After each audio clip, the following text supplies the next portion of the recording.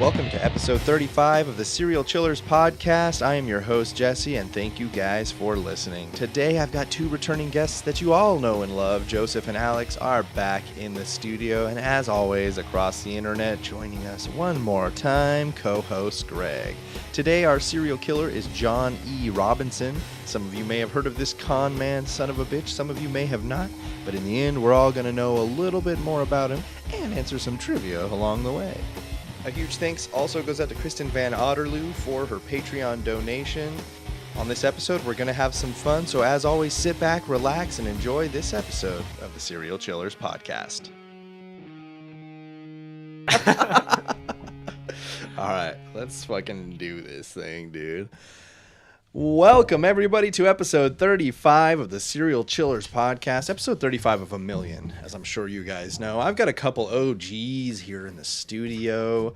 I have began only bringing them in as a pair because the awkward energy in the room is only right when they're both here. So it just doesn't feel right when they're separate. So welcome back, fan favorites, dudes that I really like, Joseph and Alex. Hey, dudes. What's going on? I'm glad I was the first to be called. No, It's only because I like reverse alphabetical order. Me too. Don't look too much into it. How are you guys doing, man? You guys want to throw out those social medias at the top? We always do. Yeah. Yeah. Follow me on Instagram. It's at Mocha Freeman. I take photos, and now I work in a camera store. Not by choice. He's pretty photocentric these days, is what he's trying to tell you. I had to get a new job. But For the first time in Alex's working career, we're not coworkers. it feels right so now. weird. I Yeah, know, Jesse's seen me grow. You can up. just come hang out with me for 8 hours at a time if you want. All right, I'll just follow you around your house. Dude. Sounds good, man. I'll be your third hairy child. Hey, Greg, me and you can just go. Yeah, I think Yeah, I I got was gonna say, this. that's fine. I'm not allowed within 50 feet of Jesse anymore. that's why he does it over the internet. Do the podcast over the internet. And Joseph, give him that Instagram that you post so much on. Well, if you like cats, you should follow me. JXZXPH Instagram. It's and with Twitter. Z's and X's because that's cooler. It's It's like cooler Joseph, than but Joseph, it's you know? cooler. Yeah. And as always, across the internet, producer Greg, co-host Greg, still breaking that habit. It's fine. I've been called worse today. So, I'm not gonna worry about that. What's happening up there, Greg the Redeemer? Nothing. I already shot every wad that I had on saying something funny in the beginning, responding to Joseph. So you're just gonna go ahead and keep it quiet up there from now on? No, just for a little bit until I think okay. of something Yeah, else. you gotta I've been trying to be over here and like go through your outline and come up with fun stuff to say in the middle. And Well, I do notice you got a haircut thanks. for sure. Nice haircut, man. Yeah, thank you. Appreciate you. Well, you guys know how the show works for sure, but for all the people that don't, I'll just let you know that each week I sit down with old friends, new friends, good friends, and bad friends to tell a story of an infamous serial killer.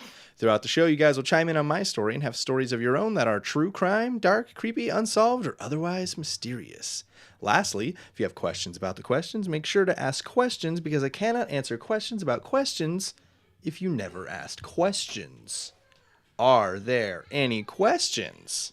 No, let's do this. Then welcome to and let's play episode 35 of the Serial Chillers podcast. Yo! Today's serial killer, tell me, have you guys heard of John E. Robinson? No idea. Never. Good.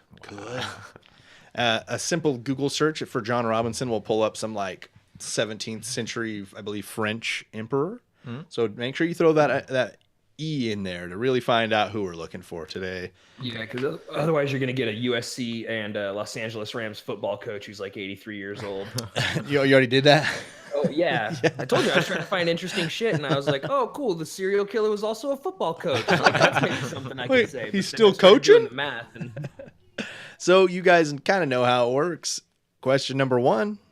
In what year is John Robinson born? Closest to the answer is going to get 250 points. And start it off with a lead. We've got 13 questions today, by the way, guys. All right, you guys got answers? Yep. Let's see. Show me what you got. Joseph says 1956. Alex says 1971. I was going to put Question number 1. In what year is John Robinson born? He was born in Cicero, Illinois, December 27th, 19... 43. Joseph's going to start it out with Nice. 250 points to the bank. You were practicing that I when you were in the was. car. Oh, I was. That's why I didn't go in. I was in there just preparing. I saw you pacing outside Jesse's. He was in there Jesse's studio. practicing being a Rasta. Yeah. Prastafar. Prostafar. All right. So 1955 at the age of 12. So as you can see here, we jump right to the age of 12. Not a whole lot of early childhood stuff. I didn't see much about, any abuse. He seemed to live a very good, very normal early childhood. At the age of 12 in 1955, he joined the Boy Scouts and was sponsored by the Holy Name Society and Mary Queen of Heaven Roman Catholic Church. What a just mouthful that church name is. Holy Name Society of Mary Queen of Wait, Heaven hold on, I Roman had Catholic something for Church. this. Is it a mouthful joke? It was.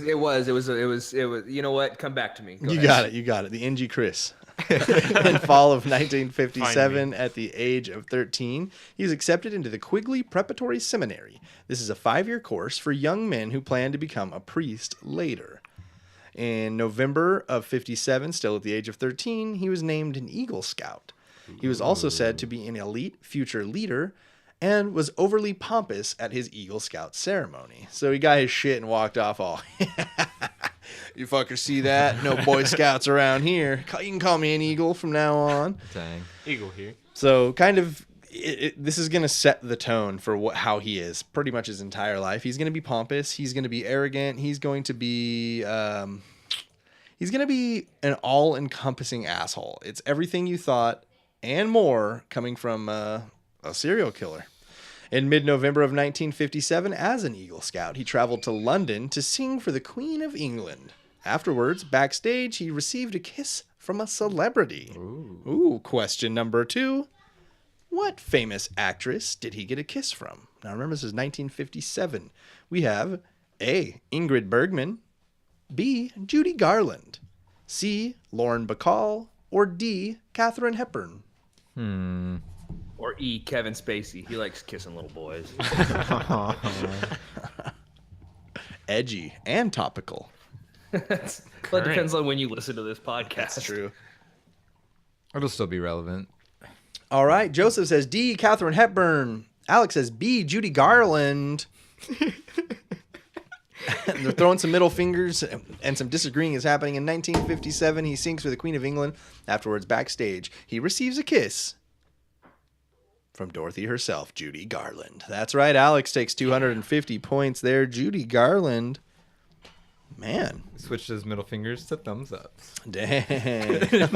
Joseph Double changed his Ds. answer to B. So he gets a kiss from Judy Garland. And I will allow the points for that.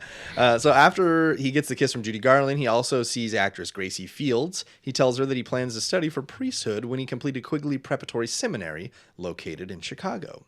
He was a member of the Cardinals Cathedral Choristers, a group that sang at Sunday Mass at Chicago's Holy Name Cathedral. At Quigley Preparatory... Yes, Greg? That just seems like they phoned that name in. The Quigley Preparatory Seminary? Or Chicago's Holy Name Cathedral? Ah, I see. It seems like they just kind of phoned it in. Like What do you want to name it? I don't know. It's like, at least, like, let's make it a holy name. Done. Sold. Let's go get some hot dogs. So while at Quigley Preparatory Seminary, he was a poor and failing student and a disciplinary problem. He got into squabbles and shoving matches with classmates and spent much of time in after-school detention. So maybe not anything that's so traumatizing, but he's definitely being a little shit. He's starting some fights at school. He seems to definitely be the instigator in most of it. He's spending a lot of time in detention. It's just, to me, it seems slightly just like normal behavior. That's what I was going to say. But, yeah. At the same time, he's at a church school for future priests. So we probably get it together. Probably shouldn't be fucking around. Yeah. Don't fight the other priests. So, Just priests fighting outside, priests- like at recess. Priest fight club. instead, he would leave Quigley at the end of his freshman year, said Lee Regner, a classmate. In 1961, at the age of 17, he enrolled at the Morton Junior College in Cicero to train to become a medical X-ray technician. With his continuing delusions of grandeur, he is now determined to become a doctor. So he starts X-ray tech school, and he's like, you know what? I'm going to be a doctor. It's going to be pretty easy. I think I fucking got this. No worries at all. So he decides he wants to become a doctor, but he drops out of Morton after only 2 years of attending. In 1964, he moves to Kansas City and marries Nancy Jo Lynch. Question number 3. After dropping out of X-ray tech school and moving to Kansas City, what is his first job? Is it A, a custodian, B, an X-ray tech, C, a mechanic, or D, an accountant? All right, what do you guys got? Joseph says C, mechanic. Alex says D, an accountant. Well, after dropping out of X-ray tech school and moving to Kansas, John Robinson gets his first job as an X-ray technician. Did you guess that? Nope. Oh, sorry, guys. I No just went points with for C, 'cause anybody. Felt right. We 250 talked to about that before 250. with a different killer too. I think it was John Wayne Gacy, maybe, where were there they- was like where there's like no background checks at that point in time, so you could literally be anybody you wanted to be when you moved towns. You could just be like, yeah, my name's Steve Shut Up and I'm a fucking doctor, and people are like, oh, all right. Well, hello, Dr. Shut Up. Yeah, like it, and there was no like they couldn't check that. It's not like now where they could Google your name. What a time to be alive. Hell yeah, Greg wants to go back, you guys. a little. The good old days. Where you could just murder and leave and get away with it. Well, So- instead of them being able to like track my phone. Just get a dumb phone. Robinson got his first job as an X-ray technician, even though he had not finished his training in tech school. He was hired at Children's Mercy and General Hospital. He displayed fake diplomas and recommendation letters from Morton. So Greg's kind of right. He just fucking had a couple pieces of paper and was like, these are real. They were like, yes, they are. So he told them he needed a night job while he was in medical school to become a doctor. This was his first major fraud. There are going to be a lot of frauds from here on out. That's good. He was fired after they figured out he really didn't know what he was doing. In 1965, at the age of 21, after only half of school, his wife Nancy gives birth to their first child. They name him John Jr. John Sr. was known to be unfaithful to his wife most of the time. He would often go out to bars while Nancy cared for the baby. And he was also known to have multiple girlfriends. From 66 to 68 and the ages of 22 to 24, he is hired by Dr. Wallace Graham as an X-ray technician at the Fountain Plaza X-ray Laboratory. Robinson stole from Graham. He drained the practice's account within 6 months of being hired. He engaged in sex with office staff and patients and bragged to Graham's 15-year-old son about his double life and sexual liaisons. He told Dr. Graham's son that he liked to go to a club that male transvestites went to. Oh, wow. That's very open to his son. Right? I was like, man, leave this kid out of it. Good relationship. 15-year-olds can't shut the fuck up anyway. He's going to tell his dad for sure. Well, do you remember being 15 and like being at your mom or dad's work and like all the office people would talk to you and stuff and you just be like, No. Don't No. talk to me. I don't remember that at all. Now, this guy's like, I remember that too, Greg. I had a stay-at-home mom and my just- dad was a plumber. Oh, In never 19... mind then. Yes, just fuck me and I'll sit up here on my shelf. Yeah, do it. In 1969, at the age of 25, Robinson is arrested and charged with embezzling $33,000 from Dr. Graham's practice. Robinson was convicted of theft and was sentenced to 3 years of probation. In 1970, at the age of 26, he was arrested for stealing. So he gets a new job and he is going to steal. This is 1970. Question number 4. What did he steal 6,200 of from his new job at Mobil Oil Co.? Was it 6,200 rolls of quarters, 6,200 stamps, 6,200 quarts of oil, or 6,200 containers of gasoline? Can you read them one more time? Yep, rolls of quarters, stamps, quarts of oil, or containers of gasoline. Joseph saying, hey, rolls of quarters. Oh, sorry. I thought you had written yours, Alex. No. I didn't say A. Should I change mine? That's what. Alex also says, A, rolls of quarters. Joseph scribbled out his A to write A. So question number 4, what did he steal 6,200 of from his new job at Mobil Oil Co.? Both of you were saying 6,200 rolls of quarters, which is approximately $62,000. That's actually exactly $62,000. But that's not what he stole. He stole 6,200 stamps from Mobil Oil Corporation, his employer at the time. What? $372 worth in 1970. Yeah, what? Why? This saw many They were 6 cents each. stamps. Yeah, in 1970 they were 6 cents. He stole $320 worth of stamps. Fucking idiot. What a rap Maybe he was a sheet. philatelist. So, through 4 questions, it is 250 to 250. Lots of questions to go, guys. So he steals 6,200 stamps from Mobil Oil Corp. He made a deal with the court to pay restitution, and the charge was dropped to a misdemeanor. He had to pay all $320 back, I guess. Fucking idiot. In 1970, later that year, he finds work with R.B. Jones Company selling life insurance. He moves his family back to Chicago for his new job, which breaches the conditions of his 3-year probation, and he doesn't tell his probation officer. In 1970, it seems like if you got a new job and things are going well, you could probably just tell your probation officer and you know. Yeah, I probably should. Yeah, but he just fucked off and, you know, like an idiot. In 1971, he's now 26, and Nancy gives birth to their second. Oh, wait, what? Fraternal twins, Christopher and Christine. The Robinsons move into a bigger house in Missouri once they are now a family of 5. Robinson decides to start his own medical consulting business called Professional Services Association, Inc. Robinson was hired by the University of Kansas Medical Center as a business consultant for its family practice department. He was let go after people became suspicious of him and after he requested the corporation's checkbook. This motherfucker. Dang. He forges many more letters trying to get his company status and is caught. On December 10th, 1975, at the age of 31, a federal grand jury in Missouri is returned a 4-count indictment for securities fraud, mail fraud, and for falsely misrepresenting his company. So he's holding it down. He spends about 4 years with the company, and he's fucking off.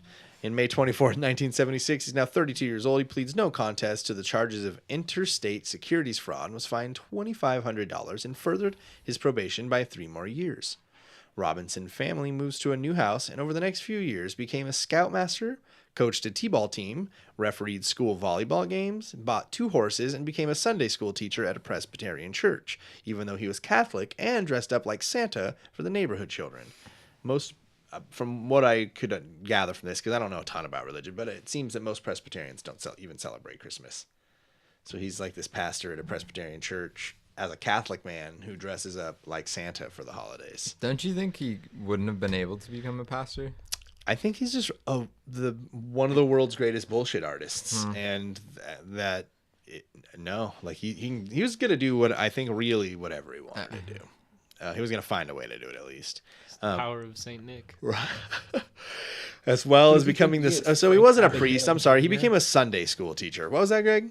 I said, who does he think he is? Frank Abagnale Jr.? Right. This would be after that, too, so he would have had to be inspired by it. So it was actually just a Sunday school teacher. It wasn't a priest, sorry. He also, at this time, forms a new company called HydroGrow and cons a family into investing $25,000. He started a hydroponic growing company. It was a shell. They invested the $25,000 and lost it all. So in 1977, at the age of 33, Robinson charmed his way onto the board of directors of a local handicapped service organization. His first act on the board was to order stationery for the group, with which he forged a letter from the executive director to the mayor, and from the mayor to other civic leaders, inviting them to an awards luncheon honoring an anonymous recipient of Man of the Year. So this guy gets this job on this board of directors at this handicap, what would we call it here? The handicap service organization. Gets this job, and they're like, hey, we need you to order stationery. He's like, yeah, no fucking problem. Gets the stationery, writes a letter to the mayor telling him about this, crazy ceremony that's going to be taking place. Then writes several letters to other civic leaders as the mayor saying, hey, you can get down here, show up to this event. We're going to do a Man of the Year. So I think it seems almost like he's trying to take a huge step of initiative and like show this company that like, this is what you get when you hire on John Robinson. So question number 5, who was the recipient of the Man of the Year award? Was it the mayor, the CEO of the company, the city's comptroller, or John Robinson himself? While you're thinking about that, HydroGrow is a company. It is. Yeah, they farm turf. Huh. So probably not John Robinson related. You never know. What do you guys Look, got? I Can't find the About Us. When I did this question, I thought, man, this is too fucking obvious. But you guys are correct. It was John himself. The winner turned out to be John E. Robinson, award completely engineered by John E. Robinson. The persons whose names Robinson forged read about the event in the newspaper and exposed Robinson as a fraud. Meanwhile, Robinson is beating his wife Nancy and starving his dog and 2 horses. No. We're starting to take a little bit of a downturn here. But we're talking late bloomer because right now we're rolling into like his 36th year. We don't have any deaths yet. He hadn't done anything like super crazy. I mean, yet. he's beating his wife. Okay. And just there's sounds some like a fraud communist. in here, but like, yeah, that exactly. He's like a 2-bit con. Yeah. What'd you say? $367? 320. What a fucking idiot! What a fucking idiot. That's like Came out of nowhere. that's like as 2-bit as it comes. I mean, a couple of them are like $60,000, and he had to pay back $30,000 or whatever. But he's not only is he an idiot in stealing the money, but he also gets caught every single fucking time. Do we make you hack up a lung over there, my friend? He's making me laugh now. What did I tell you guys at the top of the show and why I bring them on together? You should see it. They're getting hot both now. they're both so red in here. That's hot.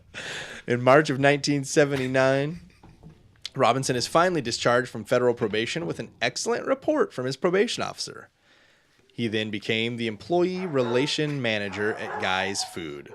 He had an affair with his secretary that helped him embezzle thousands by inventing fake employees and cashing their checks. In March of 1979, at the age of 36, he is discharged from federal probation with an excellent report from his probation officer. He then became the employee relation manager at Guy's Foods. So let's take one step back from Guy's Foods, though. He gets this. He is the antithesis of a double life. Yeah. He's beating his wife. He's neglecting his animals for all intents and purposes. He's doing nothing in his life correctly. And then he gets off of federal fucking probation, and his probation officer's like, model notch. probation. Just, this is the guy you want to have on probation. He goes, you know what? You should be man of the year. So Johnny Robinson wins another Man of the Year award. No, so he's the employee relation manager at Guy's Food, which is a grocery store from everything I can find out. He had an affair with a secretary that helped him embezzle thousands by inventing fake employees and cashing their checks. So he's just inventing employees, having them work hours, and then cashing those checks. On December 30th, 1980, at the age of 37, Robinson is fired from Guy's Food and charged with a felony theft, submitting false vouchers, and forged checks. Robinson had to pay back over $41,000 in restitution. 1980, too. So it's 37 years ago. 38. Fall of 1981, he pled guilty to Class C felony of stealing a $6,000 check and spent 60 days in jail starting May of 82. In summer of 82, after getting out, he starts a new consulting company called Equa+.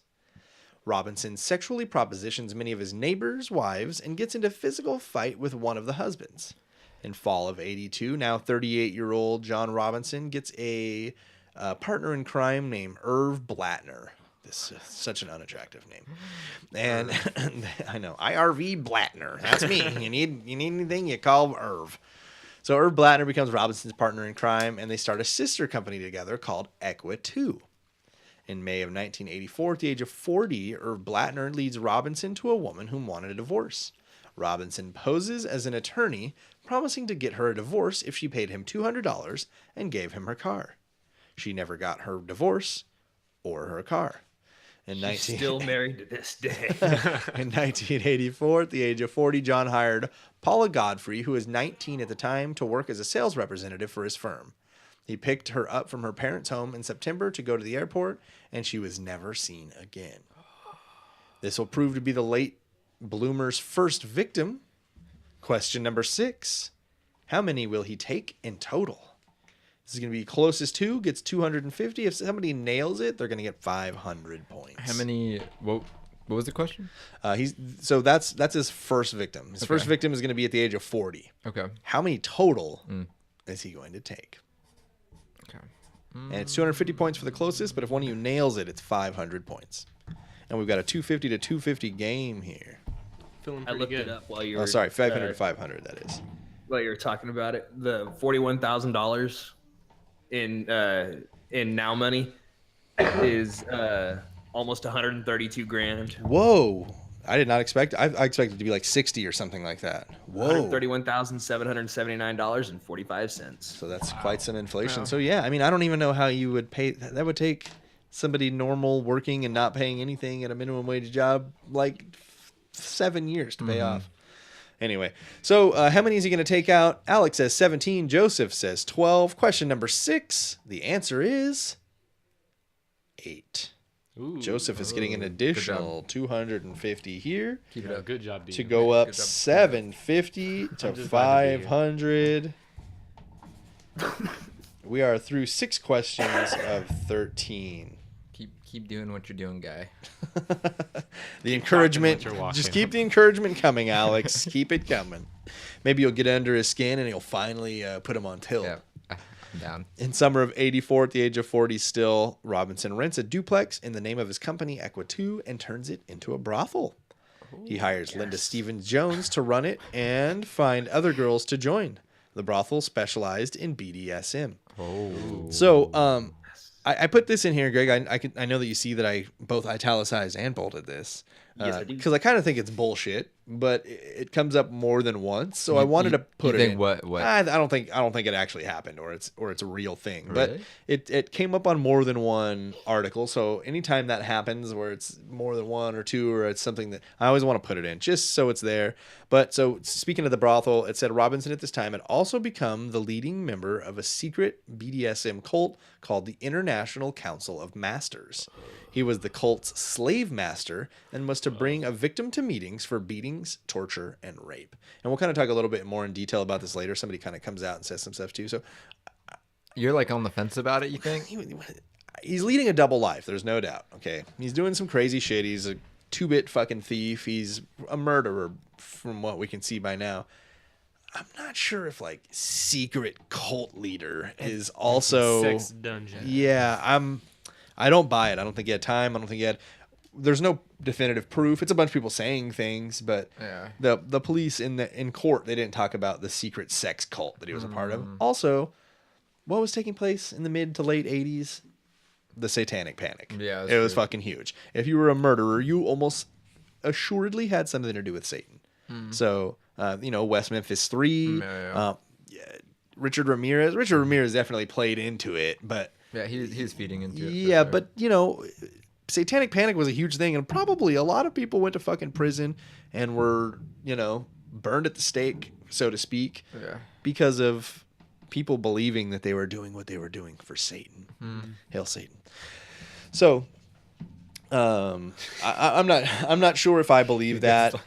That's definitely more Greg's department, I think. Anyway, as far as What? it seems a little more conspiratorial than fact. Yeah, I've been looking for the International Council of Masters, and all I found was some shit from a bullshit true crime story about some guy named John Robinson. Oh, what do you know? I'm just kidding. It came from some book, and it says it started in London in 1921, but I don't buy it because it's in a book, and those aren't reliable. Only things that are true are on the internet. Yep. Truth. It is So- on John Robinson's Wikipedia, though. Yeah, I think that was one of the first places I saw it, and then I didn't see it. And I always like to use those Radford University timelines, and I didn't see it run across that at all. I saw it in one or two other articles. I didn't see it. What I think is that somebody came out and said this. I don't want to get hung up on it too long, but I just thought it was. Yeah, it's interesting for sure. It's worth pointing out that it was said, and it's also worth pointing out that I kind of think it's bullshit. Yeah. Could be Fat Man. There could be Little is Boy. I don't know. a whole documentary On it. John Robinson or on the Council of John Edward Robinson Sr., the slave master, internet slave master, serial killer. Yeah, that's the documentary. only documentary That that sounds so exists weird. about John Well, Robinson. that's quite the titles. Yeah. Yeah, Good it's thing got I a- it's didn't. got a Good hell of thing a I didn't title, ask but what yeah, his that's weird that they nickname refer was to as him one of the as slave questions today. master. Cool, man. Like, Yeah. get it. All right. So January 9th, 1985. He's now 41 years old. He met Lisa Stacy and her 4-month-old baby at a battered women's shelter in Kansas City. Telling her his name was John Osborne, he promised her a job in Chicago. And after picking up Lisa and Tiffany at the home of Lisa's sister, Kathy Kingensmith, he'd put her up in a local hotel. Before her disappearance, he asked her to sign blank stationery. Right. January 10th, Lisa Stacy calls her mother-in-law, Betty Stacy, telling her that they told her she was not a fit. She doesn't know who they are. Betty denied the claim, saying she had never said that to anyone and that Stacy just needed to calm down. The last words Betty heard from Lisa Stacy were, "Here they come," before the phone disconnected.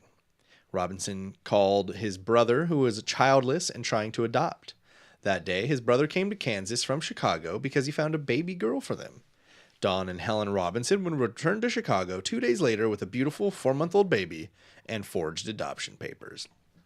John Robinson would also walk away with a $5,500, quote, lawyer fee for setting up the adoption. Yes. Both of the families, there you go, that's how you start paying back some of that money. Both of the families of the missing girls received typewritten letters with their signature on them. The police investigated, but dropped the investigation when no evidence could be found. It's kind of one of those, both of these girls are adults, and, an adult goes missing, and there's no sign of foul play. The police aren't going to keep looking for them. Sometimes people disappear and they don't want to be found, and that's just the fact of the matter. And I think that's exactly what we're seeing here is that, these families are getting letters written from their daughters and their signatures are on them. And they're saying that's my daughter's signature. But like we just said, before Lisa went missing, John Robinson saying, hey, you can sign the bottom of these. So we'll see. In March 19th, 1985, 42-year-old Johnny Robinson and Irv Blattner cooperate. Oh, sorry. Nope. This is John Robinson's 42 at this time, and Irv Blattner cooperates with the Secret Service to sign a statement implicating John Robinson's position in a number of illegal activities to get him arrested for probation violations. So Irv Blattner is a fucking snitch, too. March 21st, 1985, John Robinson is arrested at his probation officer's office. April of 85, Robinson meets Teresa Williams and lets her move into the brothel and become his personal prostitute. He allowed her to do that. Good for her. He then tries to get her help him frame Irv Blattner for her own murder, which they were going to fake. Yeah, sounds like real on the up and up. FBI agents that had been watching Robinson got Teresa to move to a safe house before Robinson could take her to the Bahamas, as he was going to do. AKA Robinson was going to fucking kill her. Yeah. In July of 1985, this crazy ass is going to hire a private dick to find her. What happens? A, he finds her and John eventually kills her. B, the private eye never finds her. C, she agrees to go back with him once found. Or D, the FBI catches wind and moves her again. Private eye finds her, John kills her. Private eye never finds her. She agrees to go back with him once found, or the FBI catches wind and moves her again. Okay, I feel like I might be picking the wrong letter for the one I want. Can you? A is finds her and kills her. B is the PI never finds her. Okay. All right. I'm sorry. All right. So Joseph Scott, C, agrees to go back with him once found. Alex says B, the PI never finds her. Well, Robinson hires a private detective to find Teresa. The FBI catches wind and moves her to another city for her safety. No points awarded to anybody on that one because the PI did find her, Joseph. And, that was you, Alex. Yeah, what'd you say? See, I was like, please she scold agrees to go- Joseph some more. Scold him. That's not a bad observation, though, Joseph, your answer, because I think he's definitely grooming these women to do it. He's very good with You're his gonna words, see. obviously. You're gonna see that there's women who. We'll just keep going here. August 21st, 1985, 42-year-old John E. Robinson's probation is revoked, and he is sentenced to serve 7 years at the Missouri Department of Corrections. But he wins his appeal and doesn't have to serve the time. This motherfucker, dude. Slippery. Right. Like, I feel like he's just getting away with like almost everything. He's an Eagle Scout. right. I don't He is an think Eagle you guys Scout. understand. an Eagle And a Scout former slash X-ray priest. priest, yeah. I And a lawyer. I- He was his own lawyer. And he sells babies. Dude, what can this guy straight do? baby dealing. This guy was his own judge. That's the deal. I'm just I keep picturing Mr. Bean, like Mr. Bean just like dressed up in different. Dang. Just fucking Rowan He's in a- Atkinson out in there a murdering priest people. robe. They had his own lawyer running around the courtroom. But it's kind of like we see it a ton in serial killers. Is they escalate because they continually get away with things, and there is no repercussions to be had. And why not? Why not keep going? You fucking went all the way into getting jail time, appealed and got away with it. This guy is good. Yeah, I mean, I hate to say it, but Talked his way on the jury. so. After he wins the appeal and doesn't have to serve time, he makes the cover of a national trade magazine called Farm Journal. Greg, you work in agriculture. Do you know Farm Journal? No. I don't read about it. I work in it. So the editors were unaware of his criminal record at this time. The article was promoting people to invest in his Equa2 company. 2 ranchers did based on the article and lost $10,000 each. Thank you, Farm Journal, you fuckers. On 1987, he's now 43. He told Catherine Clampett of Overland Park, Kansas, she could have a job at Equa2, his firm. She vanished that spring. She was officially reported missing on June 15th, 1987. Later in 87, he began serving a 4-year sentence in Kansas Hutchinson Correctional Facility for several charges of fraud. Take a step back really quick with the Catherine Clampett thing, and I'll say this with actually most of these women that went missing. He didn't choose, like we see a lot of serial killers do, and choose sex workers or homeless or, transients. He was choosing like very loved women. So, in the documentary that I watched, these women's families are gung-ho. They're trying to, why wouldn't you find be? them. Yeah, there are people looking for them. So in almost every case, they track down and are able to talk to John Robinson. Now, I didn't put a lot of details into this because mostly I like to put together my outline before I start digging into a bunch of documentaries. So I didn't add this in because I knew I would remember. But Catherine Clampett's family, reports are missing. They realize that John Robinson might be responsible. I believe, if I'm not mistaken, he is using his real name at this point. So they track him down right when the brother of Catherine Clampett goes to visit the Equa2 firm to kind of get some fucking answers and talk to John Robinson. He gets there and the firm is closed, and that's when we see that John Robinson is going to begin serving his 4-year sentence in Kansas Hutchinson Correctional Facility. So he goes there. He's thinking like, I've got a lead, I've got a way, I've got something here, and I think I can make something of it. And he gets there, and this motherfucker's already in jail for some other stuff. That's crazy. So, in June of 89, now 46-year-old John Robinson's father dies. Robinson then suffers from a series of strokes himself that left permanent neurological damage to the right side of his face, and it was then partially paralyzed and looked slack on that side. No. So he had the droopy face. In 1991, he's now 47 years old, and after serving time in Kansas, he was transferred to 2 prisons in Missouri for violating probation on an old fraud charge. While at Western Missouri Correctional Facility, he became friends with the prison librarian Beverly Bonner. In 1993, Robinson was freed at the age of 49.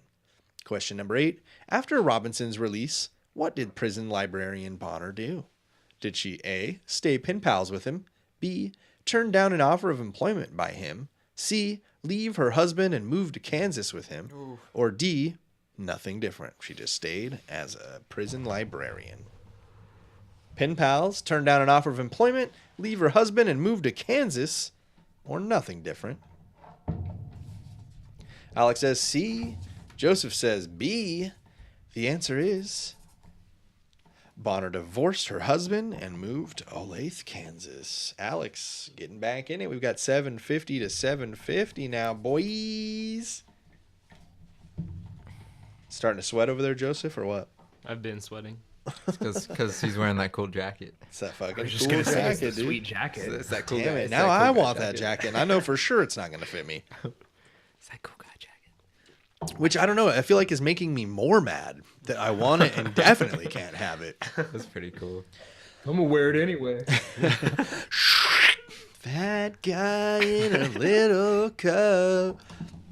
So Beverly Bonner moves to Olathe, Kansas. She told her family she had a job with Robinson's company, and the job included foreign travel. Wonderful. covering all his bases. Beverly told her ex-husband that she was going to be traveling abroad and gave him an address at a post office box that he could use to mail her alimony checks. She disappeared almost immediately, and Robinson placed her belongings in a storage locker in Kansas City suburb. When you say placed her belongings, like her body parts or the stuff that she owned? Yeah, all of her okay. all of her possessions. Like her makeup and stuff. Why are you getting so crazy? I personal haven't heard. Her head I in the haven't bag? heard anything gnarly yet. Yeah. People are just disappearing. This is an Yeah. Eagle Scout. All right. There's, you know what though? Two Slash things. X-ray, I have done a lot less of going into the murders. Yeah. Because I'm fucking Yeah, over you don't- it. yeah, I understand. This show is not about the graphic details of murder. I want to I'm interested in the story, the life, the crimes, what we learned from it, what we can take from it. I like this. He's a con Don't buy artist. into Yeah, the show definitely started with graphic details. I You were here. apologize. I apologize, You were guys. here. I shouldn't. No. have asked that. I'm I not should saying have that we known better. can't have 13 graphic now. details. I'm just saying mostly now when I'm putting together these murders, like I don't want to put like he took the knife and pinned it between her 7th and 8th rib and punctured her lung slowly as she screamed and it's like some of it is written like that. It's fucked. It is so fucked. problem is you got to read all of it. Yeah, I already have to read it. I don't want to report on it. So anyway, sorry. Sidetrack. Be as graphic as you'd like. I don't have all the details. Most of his killings, if I recall correctly, because I'm not even sure that I put it in here, blunt force trauma to the head. He didn't shoot anyone. He didn't stab anyone. He didn't choke anyone. I think he hit him from behind. He didn't eat him or anything. No, I think that he was kind of a coward, and that anybody he killed, he did it for some type of... It seems like it's all like money. Well, like, that's just it. Process. Yeah. Product. He's definitely not product. He's not doing it for...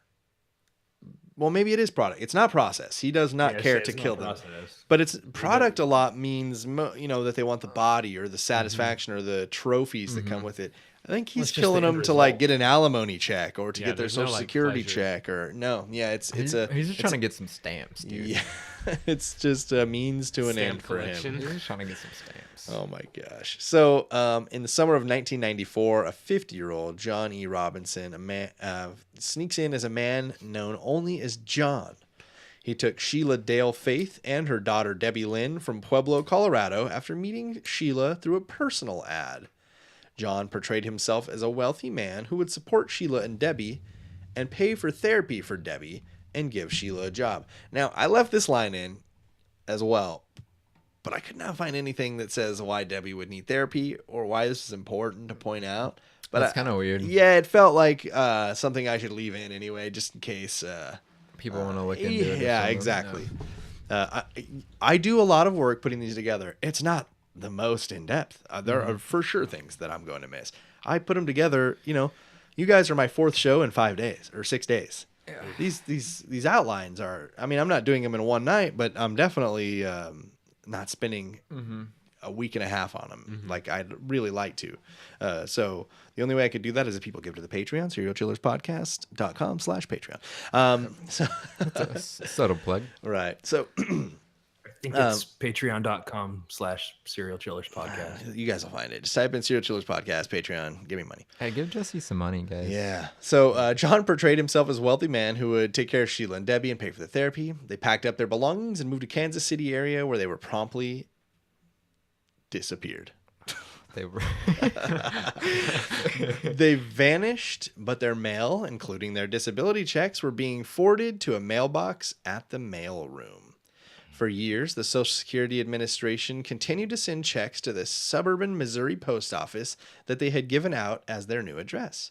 Every month, John Robinson came by, picked up the checks made out to Bonner and the Faiths. In December of 1995, now 52 years old, John Robinson had collected enough money from Beverly Bonner's alimony checks and the Faith's Social Security to put $95,000 down for a house for his son and new grandchildren on Big Pine Key in Florida. Robinson is known as a dirty old man in his own neighborhood and makes sexual advances to many of his female neighbors. He even crept around the trailer park, slowly driving by their trailers on a golf cart when he knew their husbands were out. This guy sounds like a fucking creep, dude. Yeah, just creepy old dude. Like, how are you... I mean, this seems like the kind of guy that I'd lose my cool with. You know what I mean? Like, I would go over to his trailer and fucking give him a good one for for rolling by and creeping my fucking wife out. Yeah. He seems a little more of a sociopath. Like, Because he almost doesn't realize that this isn't okay. Well, I mean, he knows it's okay, but he doesn't care because if anybody wants to talk to him, he's lied to scarier people. You know what I mean? And gotten away with it. He became a doctor. He lied and became a priest or a Sunday school teacher. He lied and got out of court. He lied and killed people. And so he, lying to somebody because their husband's out, it's not a big deal. Yeah, And he's not worried at all. He's just, and that's kind of what I was thinking about when you were talking about process killer and stuff like that, is that it's about what he gets out of it. It's about what benefits him the most. And if those people would just give him their money, he wouldn't have to kill them.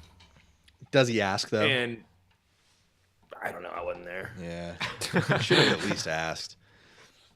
So, he's creepy. He's rolling through his trailer park. He's known as a dirty old man in his neighborhood.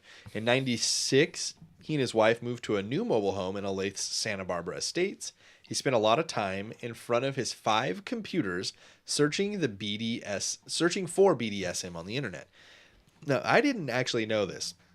I thought I knew what BDSM stood for, but this one lady on the documentary said that each letter you use it twice. So you use BD, you use DS, you use SM. It's bondage, discipline, dominance, submission, sadism, masochism. That's pretty cool. I didn't know that either. Yeah. I thought it was just one word. Yeah. That's what I thought as well. And this may be incorrect, but it's definitely I always thought it was bondage, dominance, submission, and masochism. Yeah, that's exactly what I thought as well. This lady, I mean, this is essentially the same thing, just breaking it down and being a little more detailed, but bondage, discipline, dominance, submission, sadism, masochism. So, I don't know. Interesting. I just thought that was I had never heard that before, and that lady participated in it, so I believed her. Like an old lady. She was a master. In 1997, at the age of 53, Robinson became acquainted online with a freshman at Purdue University named Izabela Lewica, a Polish immigrant living in north central Indiana with her parents, both of whom were university professors. In late 1997, Isabella told her parents that she was dropping out of school to move to Kansas City, where a rich entrepreneur had offered her an internship. Isabella had also signed a 115-item slave contract with John Robinson, a fact she did not tell her parents. Duh. This rich man offered me an internship. Also, I signed a 115-point slave contract, so I'm heading to Missouri. Was it called that? She signed essentially a contract saying, like, I understand. He met her on this website for BDSM. She was into it too. And she was a dominant. He is a master. And another thing too is that I read was that he referred to himself as a master or a slave master. And the woman who taught me all about what BDSM stands for says that in their, I don't know, in their field, I guess, whatever, in BDSM, there are masters, but they don't refer to themselves as masters. It's something that's given to you, not given to yourself. It's kind of like a nickname. You don't fucking give yourself a nickname, and you don't call yourself master. You earn it. Yeah, it's what they say after you smack them with a riding crop. Yeah, like that's almost exactly it. Like this lady said, it's actually a huge red flag for someone to be running around BDSM boards saying like, "Oh, I'm a master." Who it's like not what I know about BDSM is that there is a huge amount of aftercare that goes into it. So you can't just like handcuff somebody to the bed and whoop their ass for half an hour while you have sex, and then like roll off and be like, "All right, I'm gonna get a sandwich and a shower," and like leave them there. Like there's a lot of time that needs to be spent afterwards, like letting them cry and like getting it all out. Like there's like an intense like intimate it's therapy portion for some that comes people after all that because you just did something really like kind of special and had sex with somebody, but you also just beat the fucking shit out of them. So you owe them this. Like there's a lot of emotions there, and like I get what she's saying, where people like don't call themselves master because that's a huge red flag, because that's somebody who's like they just get off on the power. They're not in it for the other people, and that's unsafe. Those are the people that don't use safe words or ignore the safe words and push people far beyond what they're comfortable with. That's a good point, and you kind of did a little foreshadowing. So Summer of 99, Isabella told her friends that she and Robinson were going on a trip and would be gone for an extended period of time. She was never seen again. Question number 9. How long after she went missing was she reported missing? Was it A, 1 week, B, 1 month, C, 1 year, or D, was she never reported missing by her university professor parents? I like to think that part of the slave contract was that he said, okay, now we're just going to play one gnarly game of hide and seek. People are going to look for you, but you can never be found. And she's still in that cupboard to this day. Alex says A, 1 week. Joseph says D, she was never reported missing. Well, Joseph is correct. She was never reported missing until her body was found. Joseph is going to strike for 250 there, move up to 1,000. You kind of got me. She was never missing. If they didn't report her missing, and then they reported her missing when her body was found. Oh, well, we you know what I mean. Girl. You know. That was when they realized she was missing. They thought she was. They thought she was just in Europe and had started a new life, and she told them she was going there, and that's what I meant. Sorry.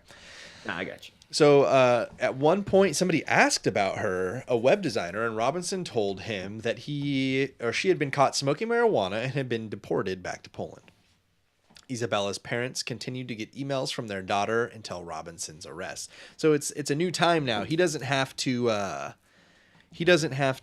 send letters on stationery he had people sign. He's just sending emails now. And so these parents are getting emails every day thinking that their daughter's okay.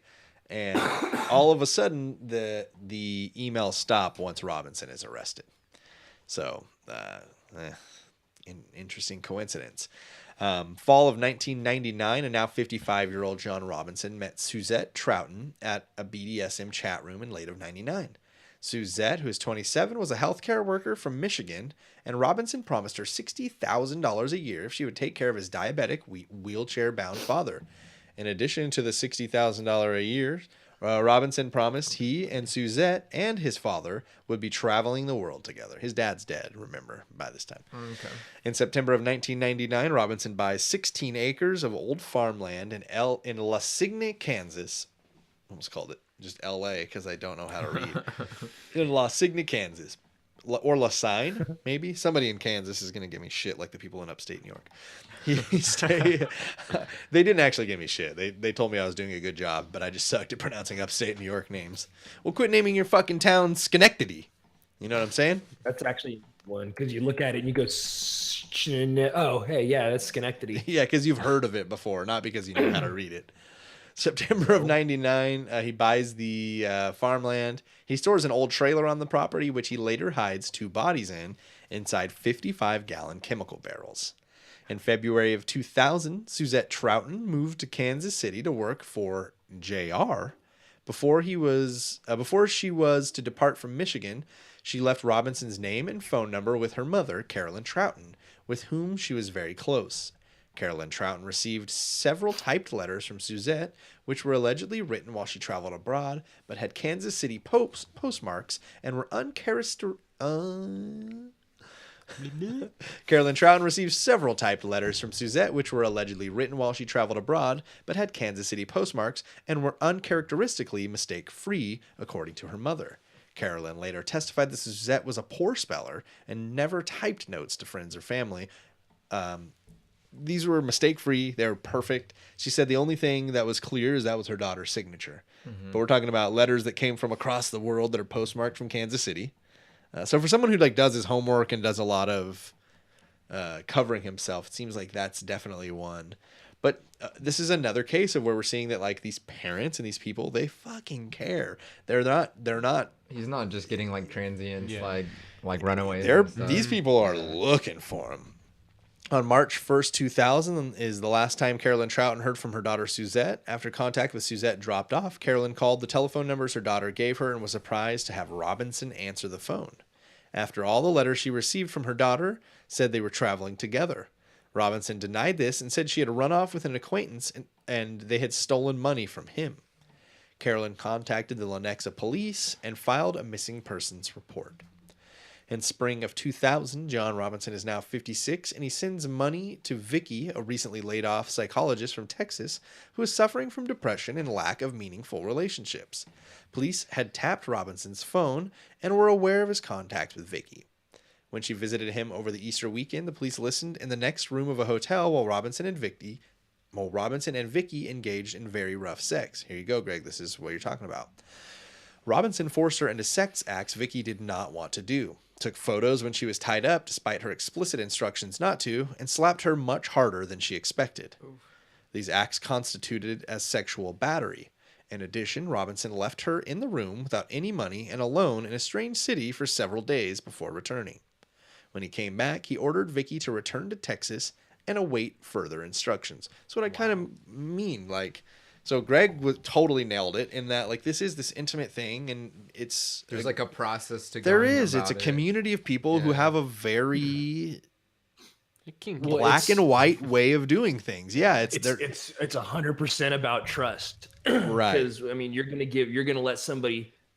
Like, I mean, I don't know how extreme they got. Obviously, sexual battery and tied up. But I mean, she's like 100% incapacitated. Some people go so extreme where like they can't move. They literally cannot move, and you got to trust somebody not to fuck your shit up while that's happening. Like you can't. You know what I mean? You can die. You tell this guy, hey man, no pictures. That's not cool. And he's like, oh, haha, shut up.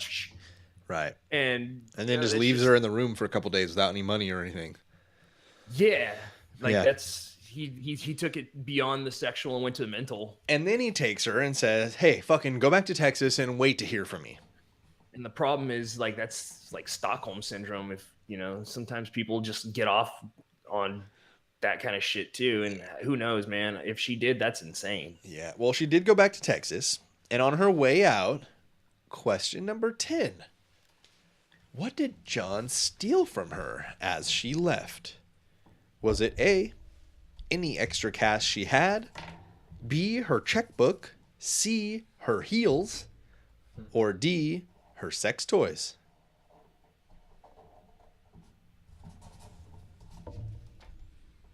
Got two B's, her checkbook. You guys are right on with the fraud thing, but John Robinson kept $500 worth of BDSM toys and props that she had brought with her. That's kind of funny. Well, he's just adding to his collection, So Joseph is up 1,000 to 750. We have 3 questions remaining, boys. Hang in there. I think I know why he kept the sex toys. Yeah, I've got a pretty good idea too. And well, it's the classic, like, leave your sweater over at the boyfriend's house so you got a reason to call him again. It's like, hey, you forgot your thing. Like George. He got your thingy. Like George Costanza when he left his hat, and then the woman said, "There's no hat here," but he knew the hat was there. So in the year 2000, he's now 56. He's an old man, you guys. Fucking 56. Gianna, an unemployed accountant, also from Texas, came to Kansas City ready to begin work as Robinson's executive assistant for his hydroponics business. He put her up in the hotel where he had sodomized and robbed Vicky and left her for several days. When he returned, he savagely beat her for not assuming a position naked in the corner when he entered the room. He then had sex with her, and she was not interested in extreme physical pain or photography, but he took his liberties with her and then photographed her and the bruises on her body. Following the same pattern as before, he gave Gianna $100 and sent her home, ordering her to put all of her possessions in storage and then return to Overland Park. She followed his orders, but when she returned to Kansas, Robinson continued to play too rough and abandoned her in the motel once more. In fear, she contacted the police. On June 2nd of 2000, police arrested Robinson at his home. With them, they brought search warrants for his mobile home and desolate ranch 30 miles away. At his ranch in Lasigne, the task force, with the help of a cadaver-sniffing dog, found the bodies of Suzette Troughton and Isabella Lewicka decomposing in 55-gallon chemical drums. In Raymore, Missouri, police searched a storage facility where Robinson rented 2 garages. There, also in 55 and 80-gallon chemical drums, were the bodies of Sheila and Debbie Faith and Beverly Bonner. June 21st, 2000, a former acquaintance said John Edward Robinson may have been a member of a cult involving bondage, rape, and torture. I'm going to go into a little more detail about this cult shit because this is what I did find, and I figured I. Sorry. No, I don't. I mean, here we go. Former acquaintance said John Robinson may have been the member of a cult involving bondage, rape, and torture. According to the informant, Robinson's job in their cult was to recruit women. These women were then raped and tortured.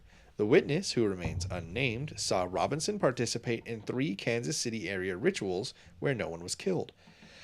But the women were tortured extensively, sometimes even carving of the face and abdomen of the victims and cutting off body parts.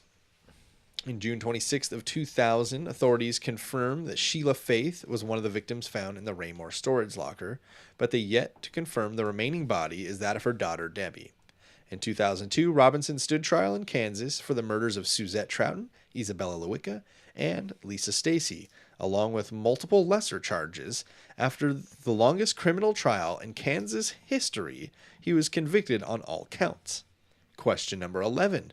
What was his punishment for the murders? This is just the murders. Was it 75 years to life, 3 death sentences, 2 death sentences and 1 life, or 400 years in prison?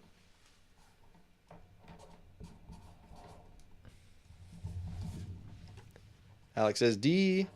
And so does Joseph, the 400 years in prison. Well, I got you guys.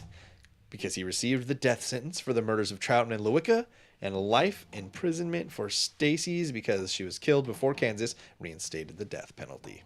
So, 2 death sentences, 1 life sentence. I want to see how they serve those. Like, they execute him and then they CPR and then execute him and then CPR and they're like, all right, back to your cell, jackass.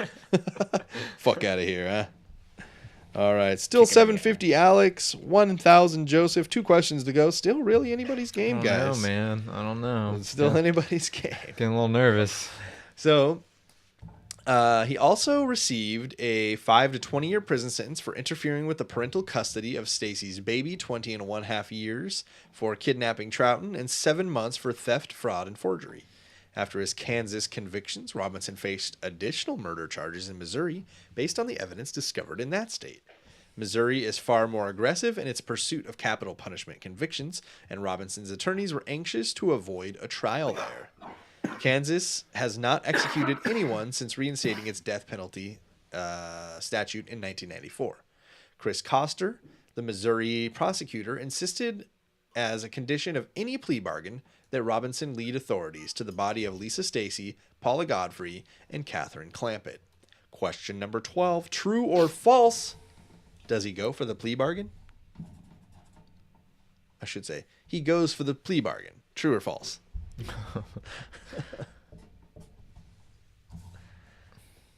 Joseph says true. Alex says true. Well, Robinson, who has never cooperated in any way with investigators, refused. But Koster still faced pressure to make a deal because his case was not technically airtight. So, Alex, the opportunities are dwindling. 1 question to go. This is the last question. And it is Joseph 1,000, Alex 750. Oh boy, can we get a tie out of it? Can Alex get a tie out of it? Let's see. Did I? Yeah. There is no way to get 500 on that. Okay, anyway, I was just seeing if I couldn't remember if I had done a 500 for the last one or not. Let's see. Comes down to the artistic challenge. That's what I was gonna say. Yeah, there isn't one. I didn't make one. No, you lucked Lightning out. round. What'd you say? Lightning round. Draw your best. There John you go. Robinson. All right, we'll do that. We'll Okay. do a lightning round. Alex not stoked on artistic challenges.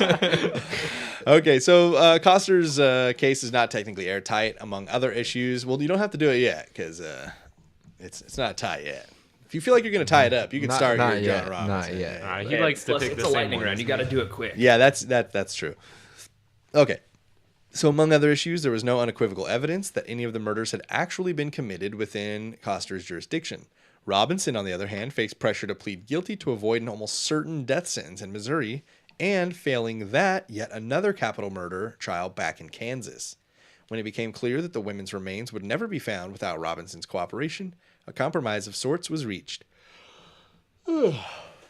In a carefully scripted plea in October of 2003, Robinson acknowledged that Coster had enough evidence to convict him of capital murder for the deaths of Godfrey, Clampett, and Bonner, and the Faiths. Though his statement was technically a guilty plea and was accepted as such by the Missouri court, observers remarked that it was notably devoid of any contrition and specific acceptance of responsibility. He received a life sentence without possibility of parole for each of the 5 murders. In 2005, Nancy Robinson filed for divorce after 41 years of marriage, citing incompatibility and irreconcilable differences. No way. To put it lightly. Now remember, that's 2 years after all of his capital punishments. It's like, I We just tried to make it work. we're but just you know not what? compatible anymore. I just don't get it. I keep putting money in your prison account, and you keep giving it to other people. How are you that bad at cards? In 2006, Lisa Stacy's daughter, known since her adoption as Heather Robinson, John's brother's daughter, had filed a civil suit against Truman Medical Center in Kansas City and social worker Karen Gaddis, contending that Gaddis told John Robinson about Stacy and her newborn daughter in 1984, and he told her he was looking for women for his fictional home for unwed mothers of white babies. So John Robinson reaches out to a social worker and says, "Hey, I'm from this organization," which I'm not because it's not fucking real, "and I'm looking for unwed mothers with white babies." So it seems now less Is it with that... or of? What's that? With or of? Unwed mothers Both. with... I guess it does say unwed mothers of white babies. So it doesn't. He Yeah, doesn't care what the mother is as long as the He's baby's looking white. For like MILFs. Well, I think it's more like, to me, when we initially talked about it, it seemed as if he killed this woman and then had this baby and was like, "Fuck, what do I do? I can't fucking kill a baby." And it's like, "Oh yeah, my brother wants a kid." But now when we look at it, he's out looking for this girl. I think he is out looking for a kid for his brother the whole time. I don't think it was So this was all selfless. He's just killing people, and he was like, hey, I don't you think it got was babies? selfless. He made his brother pay him $6,000 in 1980 money to make it happen. So Kind of Robin Hoodie. That wasn't that much. It was only like 12. That's like that's like 15 that's grand. Not bad, right? Yeah. Yeah, right. yeah. So he gets a divorce, incompatibility, and irreconcilable differences. In 2006, Lisa Stacy's daughter Heather does the deal. In 2007, Heather Robinson and the hospital reached a settlement for an undisclosed sum, which Robinson said she would split with her biological grandmother, Patricia Sylvester. In November of 2015, the Kansas Supreme Court vacated the Troughton and Stacy murder convictions on technicalities, but upheld the Lewicka conviction and its accompanying death sentence.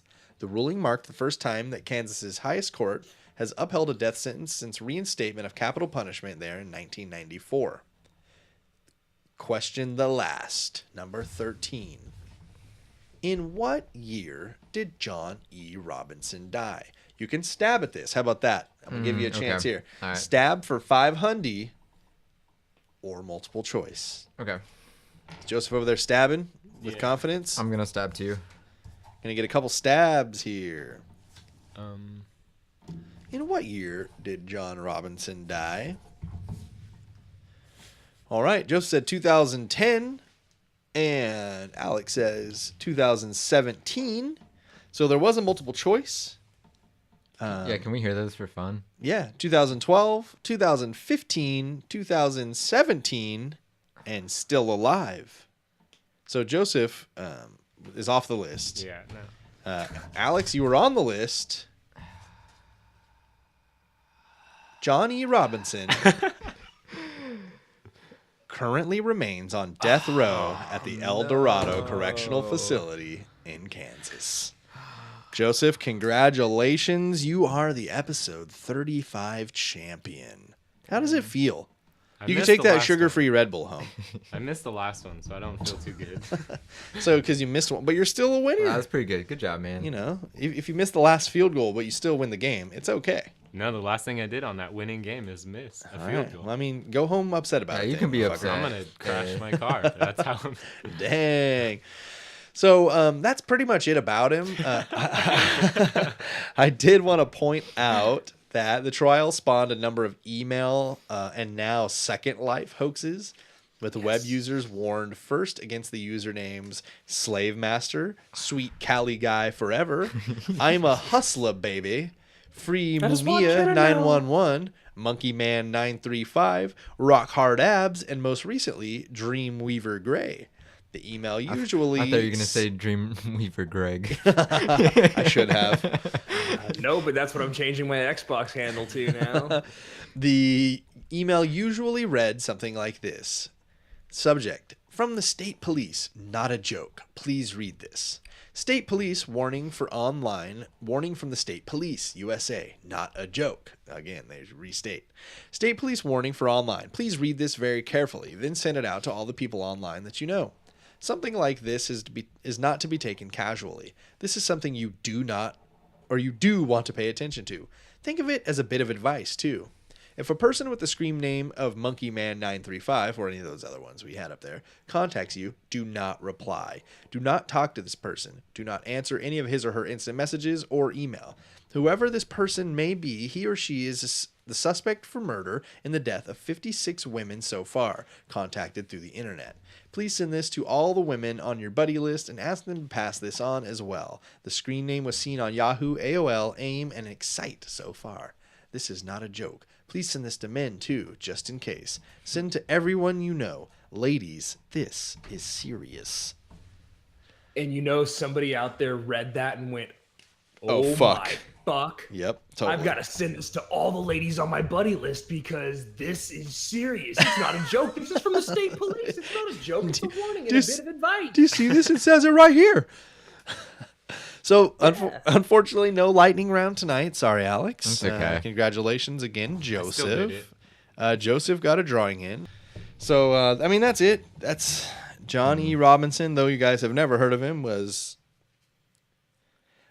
I mean, to me, it's impressive isn't the right word. He got away with a lot for a long time for people who people were looking for and people who people loved. So it's interesting to see that, a lot we talk about Willie Pickton killed, 50 people or whatever, and every single one was a sex worker. Yeah. And all of it, it feels like every single week we're just talking about, serial killers killing sex workers or killing homeless people or killing people they know sometimes. Yeah. But I mean, we're talking about... Nice. Put the little lady We're talking about... some, toxic, some I was going to write fumes. do not open, but I already did the lines. until Christmas. Yeah. So, but we're talking about a open, guy this is not who got away with it forever.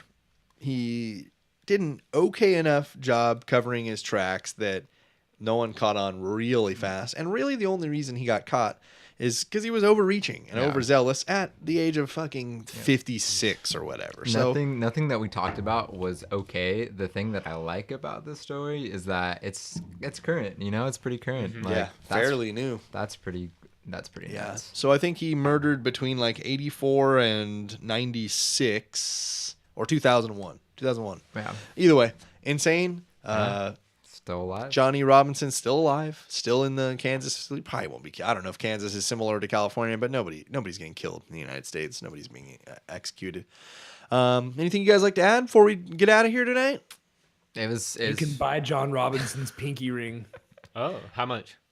$1,100 with a certificate of authenticity. Wow. How about that? Alex. It was fun hanging out with you guys. Yeah. I feel like I haven't seen you guys in a little while. I know. It It's was very, very cool, man. Yeah, it was good. Good seeing you guys. Appreciate you guys carving some time out here and joining me. Co-host Greg, Yes. anything that you'd like to add to the end of the show here? Dude, now that I found all these pictures, I'm gonna be doing this for a little bit. Just checking out some crime scene photos. Yeah. Well, it's not even crime scene photos. Here's one of this dude dressed up as Santa, as Yeah. Presbyterian Catholic X-ray Santa. Presbyterian Catholic X-ray Santa. Sounds like someone Godzilla would fight. In a Christmas episode. Yep. It's a Christmas special. All right. Well, thank you guys again for coming out. Thank you, co-host Greg, for being here as always. That was Johnny Robinson in a nutshell. And thank you, everybody out there, for listening to episode 35 of the Serial Chillers podcast. Bye. Bye. Listen again or I'll kill you.